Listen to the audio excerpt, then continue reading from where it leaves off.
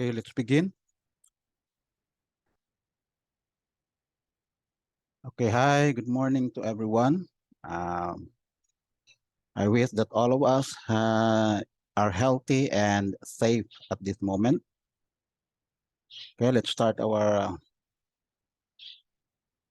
the planning and control management special topics.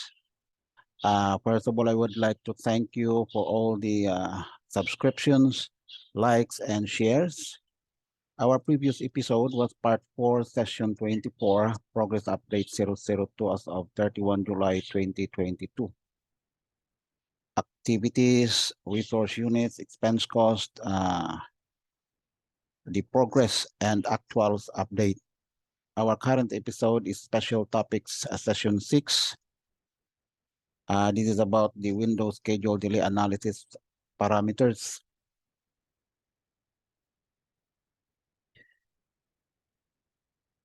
Okay, our objective here is to elaborate the parameters of or for window schedule delay analysis. Actually, we did the customization and established our window schedule delay analysis layout in our previous episode at part 4, session 8, 9, and 10. You can get back to it, but we didn't able to elaborate its parameters. So now, in this episode, we have to elaborate further the parameters that we use in our window schedule delay analysis, because we need to be more familiar before we proceed to the adding of a delay event fragment and analyzing delays, which we will take up in the near proceeding episode. Okay, let's open our window schedule delay analysis layout that we have established earlier in our recent exercise in part 4, session 8, 9, and 10. So we will go to our schedule. So here is our current project or program, which is for the month of July 2022. This is the second month of update. So we will open it. Okay, and then we will go to the layout, which is Windows schedule delay analysis report. Okay, let's apply that one. Okay, actually for now, this is still blank because we didn't apply yet the current delays. Okay, but when we will add the current delays into our current schedule, so this area will be populated. But now what we have to do now is to elaborate this one first, these columns one by one. This is just to refresh ourselves so that we understand everything here before we when we are in the process of adding the delay events and analyzing the delays. Okay, so let's go to our, okay, here we go. Okay, here you may refer to our part 4, session 8, 9, and 10 on how to customize and establish a layout for Windows schedule delay analysis. Take note that incorporating the Windows schedule delay analysis in the schedule is only my own way of preparing the Windows schedule delay analysis, but it depends on the contract requirements if this is allowed to be incorporated in the submission of the program updates. Okay, so that is why when the contract requires that it could be allowed, the contract allows the Windows schedule delay analysis report or layout in the schedule, then you can submit the whole package of our program in Primavera P6. Otherwise, you have to create another copy with Windows schedule delay analysis report incorporated on the schedule um, for the internal use only. And the other copy, which is without the Windows schedule delay analysis, will be submitted into the uh, project owner or engineers. Okay, so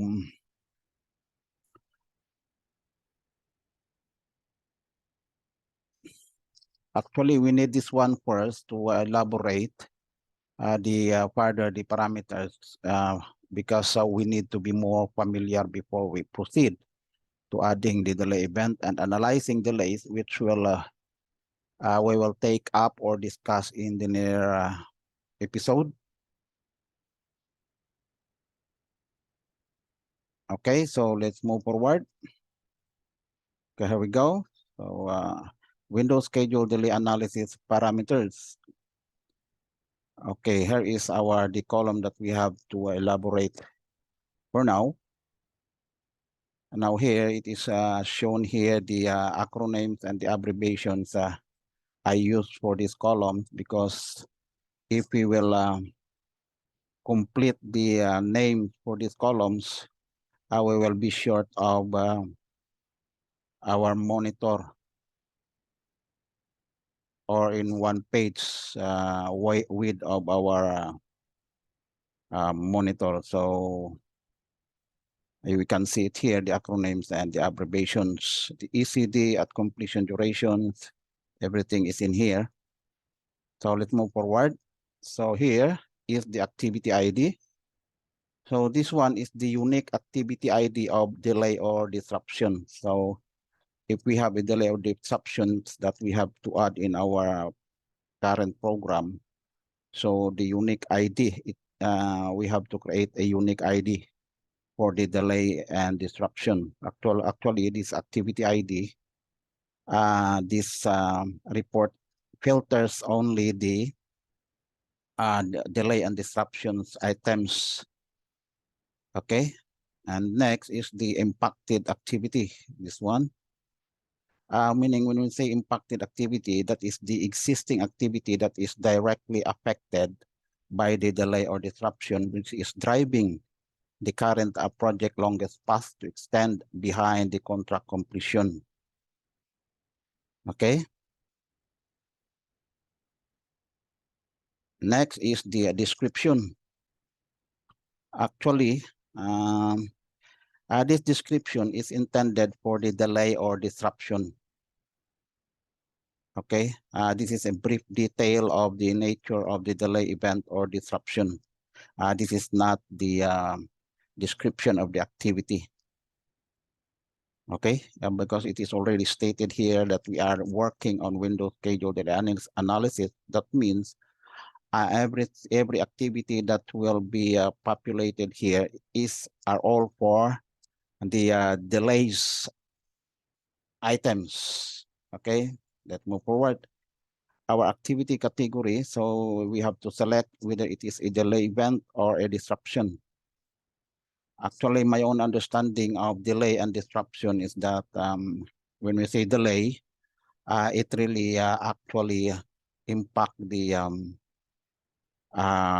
project completion milestones. But when we say disruption, uh, that means the work is being disrupted, but it has no, until the disruption will not be settled, and it will become a delay.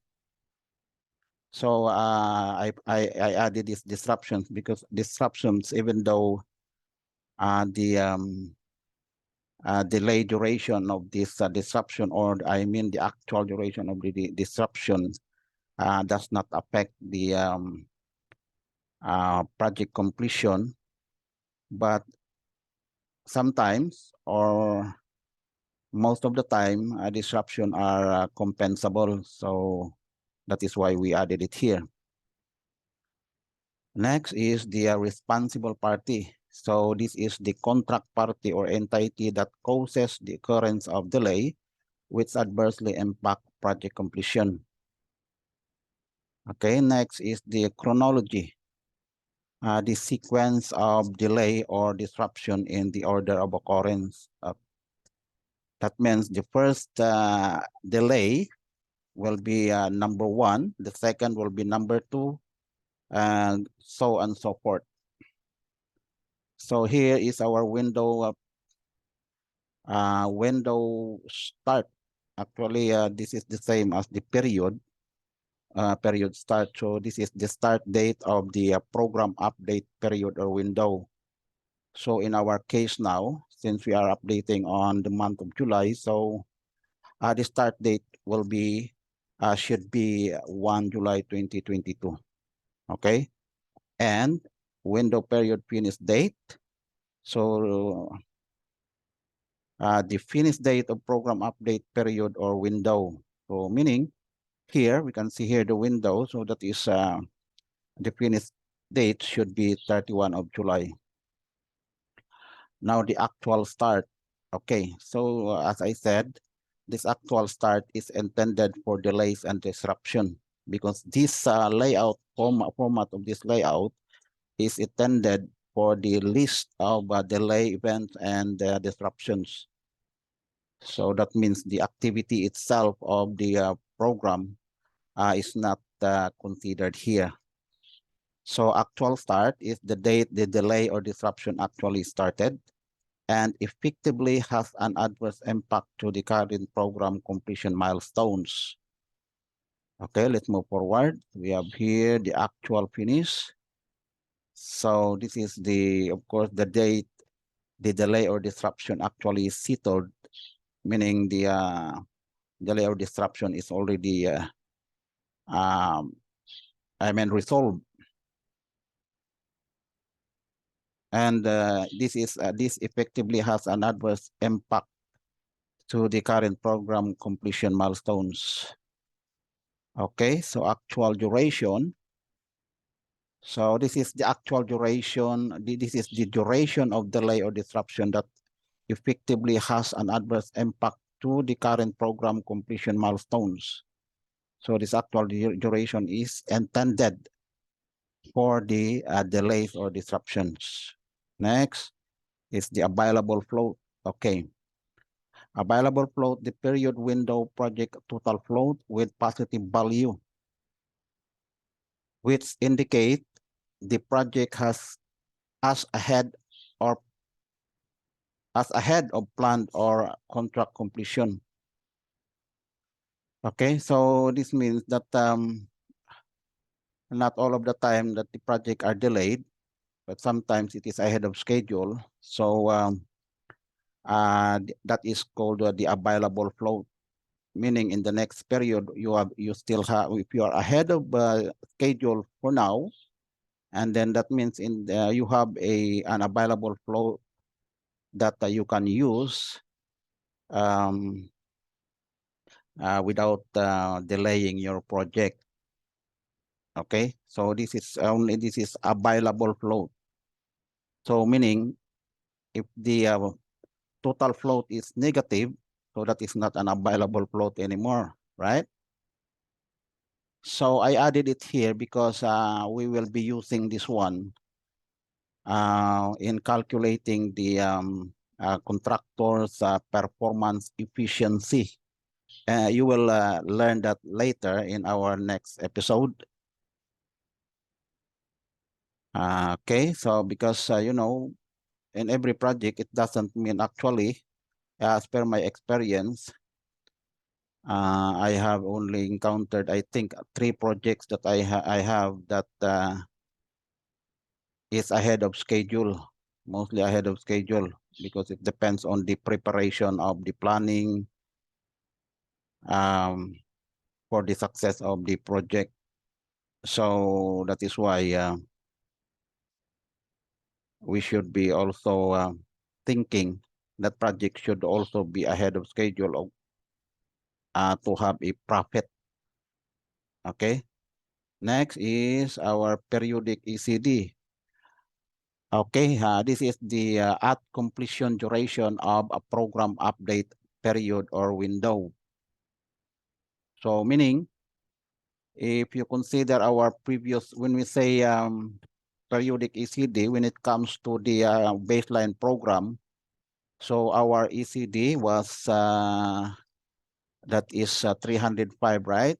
So our first program update, if you can remember, we're ahead by 5 days. So the periodic ECD, the ECD of that program update is 300 days. Okay, so that is, and now, as per our update, last update for our current program, our ECD, I think, if you can remember, that is, let's open our Primavera.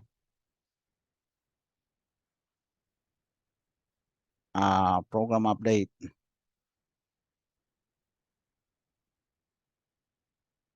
Okay. So our ECD here is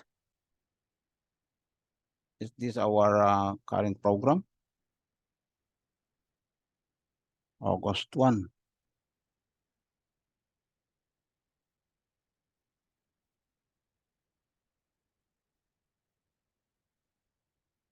Okay, so our ECD here is, or at completion duration for our current program now is 315. Okay, and the total float is -10. Okay, let's get back to our, okay, so meaning the sequence of ECDs is that our baseline program was 305. Our first update is 300. And our third update, or I mean the current update, is 315. So just take note of that, because we will be using that in our window schedule delay analysis. Okay, next is our window period delay. So when we say window period delay, this is the delay or disruption duration of most recent previous program update at completion duration against the current program update ECD.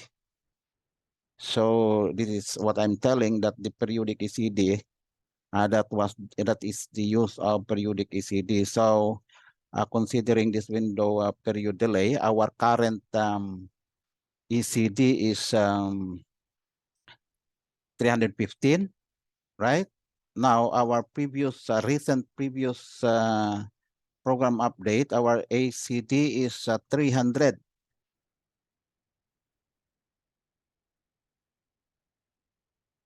Okay. So there is a variance of 15 days, right? No. A 315 against 300. Yes, 300. So there is a variance of 20. So we will be using that ACDs later. Okay, next is the baseline delay.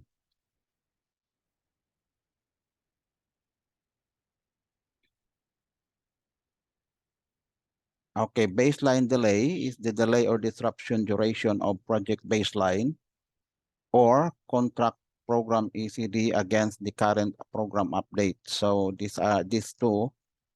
The difference of these two is that this one, the window period delay, is that this is the comparison of the at completion duration of the current program against the previous period program. But in this one, the baseline delay, this is the difference of the at completion duration of the current or of the baseline program, or I mean the contract program against our current program or current update. Okay, next, classification. So this is the identified classification of delay or disruptions as follows. Here is the non-excusable and non-compensable delay duration. Okay, we have already taken this up, but just to refresh ourselves.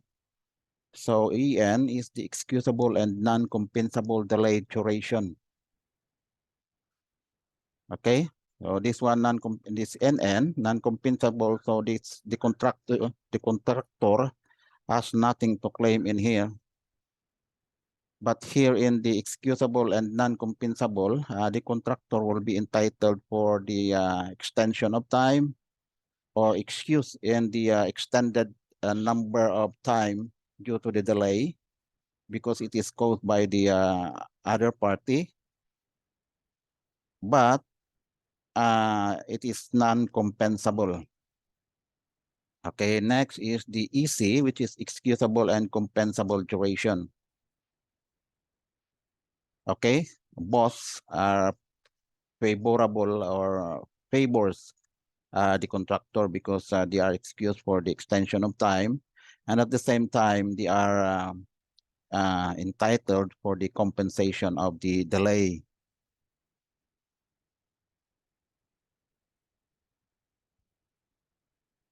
Next is the disruption duration. Okay.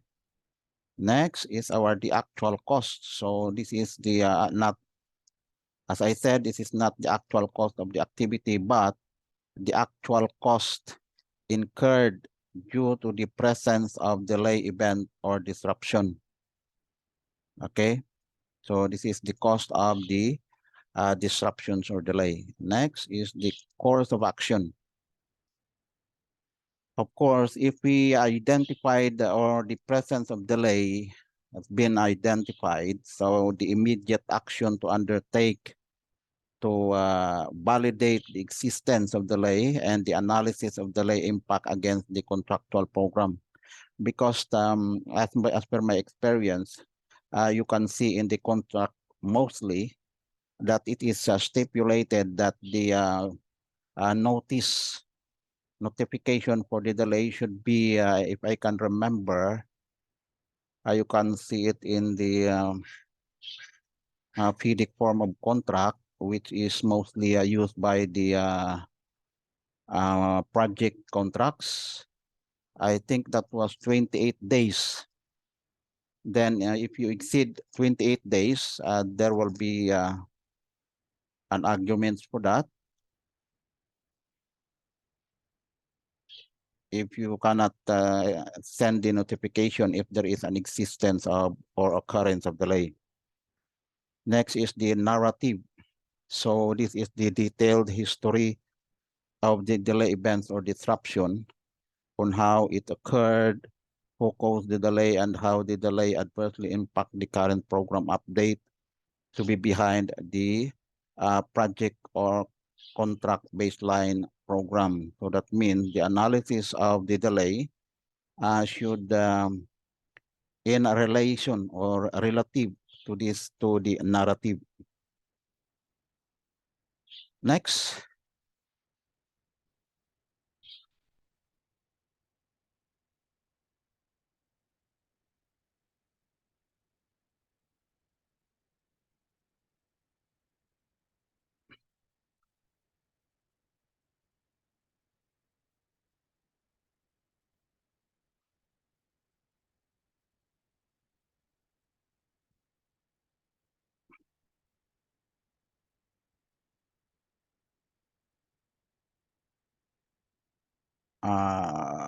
What is our next move here?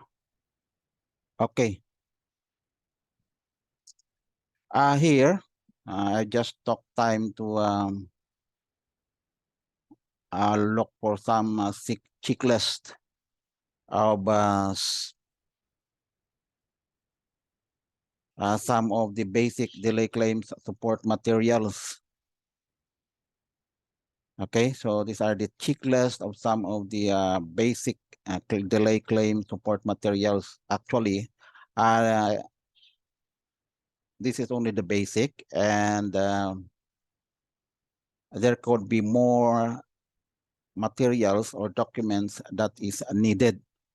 This is just only to give you some idea or views of the some of the support materials to be needed when you want to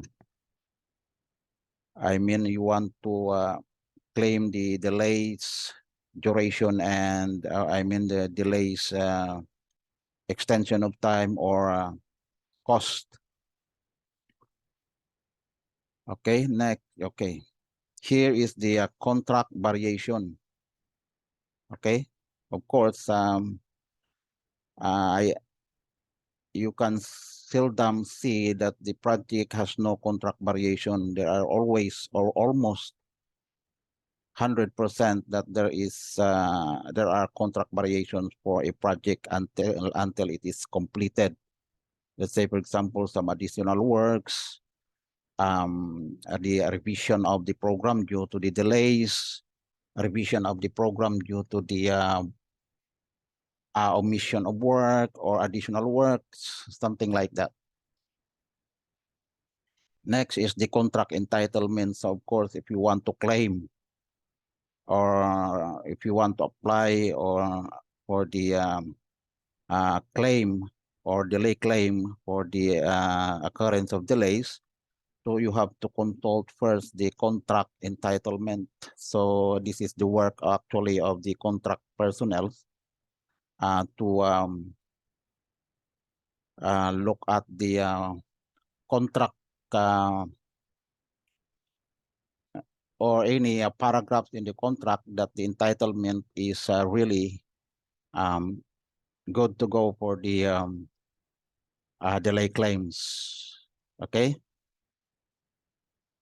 Next is the contract program.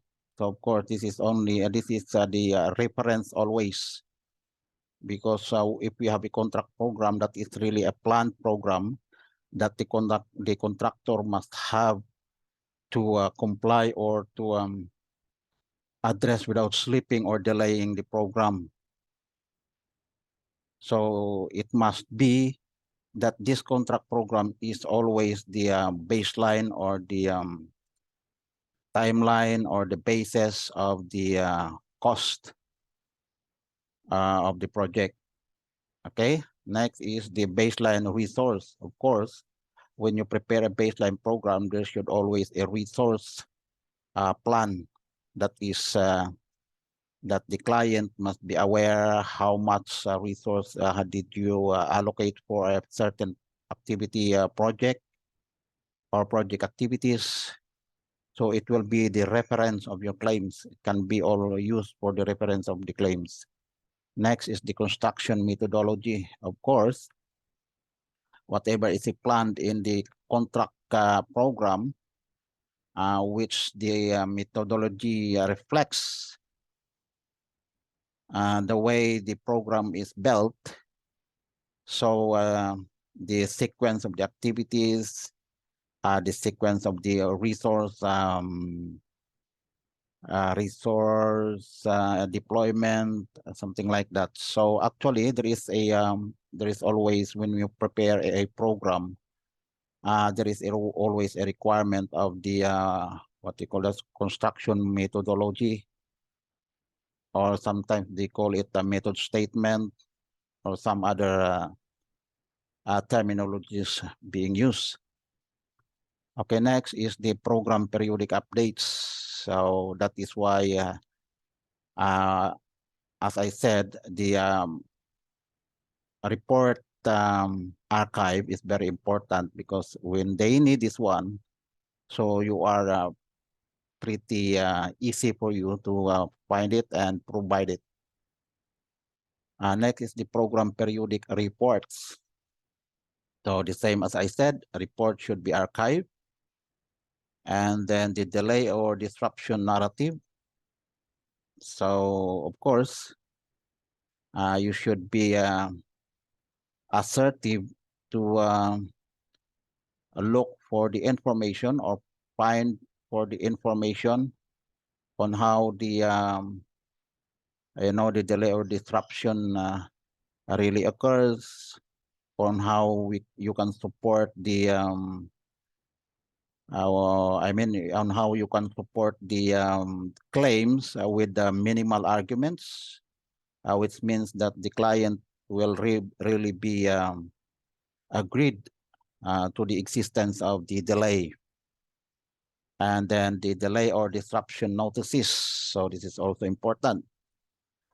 Program revisions, correspondence or correspondences. This is about the emails or whatever notices, or it can be a letter. Or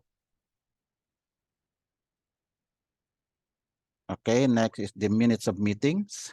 So mostly there are always a minutes of meetings for every sections of the work or some other issues that is being discussed, and it is always recorded, so we can use that also.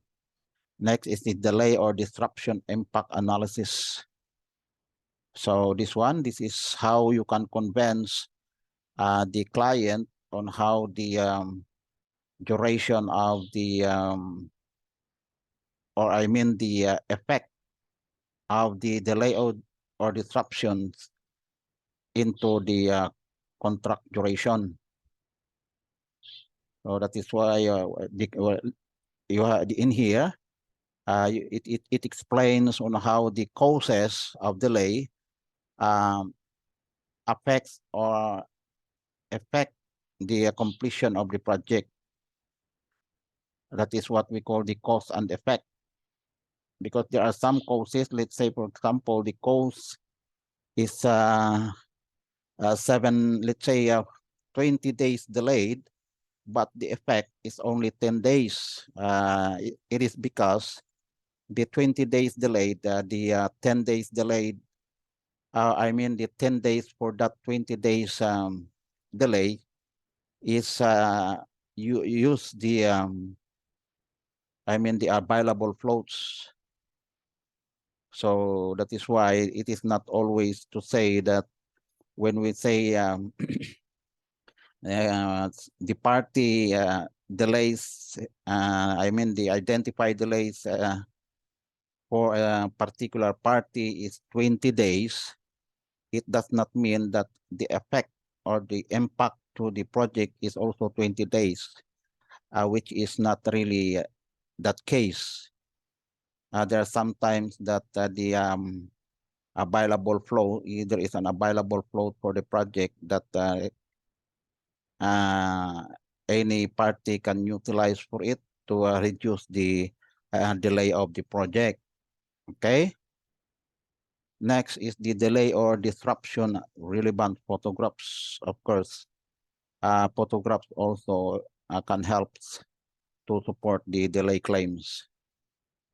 Not all the photographs, only the delay or disruption are relevant to photographs. Next is the contract personnel. Okay, of course, the contract personnel are always the right person to determine the required materials or documents to support delay claims or for the project, because they are always in front of the contract. I mean, in front of the contract on execution. Okay. So, okay, done. So, if there is an identified delay due to contractor, then we have to include that also. We can add that delay in our Windows schedule delay analysis report. Take note that what I am saying here is the identified delays. So meaning when we say identified delays, that is quantifiable. Meaning when that is what I mean by the identified delays. That means it is quickly identified and quantifiable. But besides the identified delay of the contractor, let's say, for example, the contractor for this period has an identified delay of 10 days, meaning they don't report let's say, for example, they didn't report for 10 days. So that is identified as that is an identified delay of the contractor. But what is the other delays that the contractor could incur, or I mean the contractor could create? Of course, the performance efficiency of the contractor may also have the contribution to the overall period delay other than the other identified delays. So meaning contractors may have delays on their performance, but since you have to determine that delay, their efficiency on the actual performing of the work, they might be delaying to slow progress or slow productivity. So we have to determine that delay also. It doesn't mean that when the client or some other delays occurs on the period, that is already the delay, but it's not. The contractor has always to determine their own delays based on their performance or their efficiency on performing the work. Okay, I hope you understand that one. So the existence of contractors' performance inefficiency in each period must be determined in every period. Okay, so how to determine that one? We will be discussing that in the near following episodes. Okay, so what I mean is that in every project, delays is consist of the delay of the identifiable delays of all parties or any parties that creates delays for a particular period, but and also the contractors has also an identifiable delays. But besides that, they have also delays on their performance efficiency during that period. Okay, so we will be taking that up on how to determine maybe in the next uh, 2 episodes, we will be taking that up. Okay, so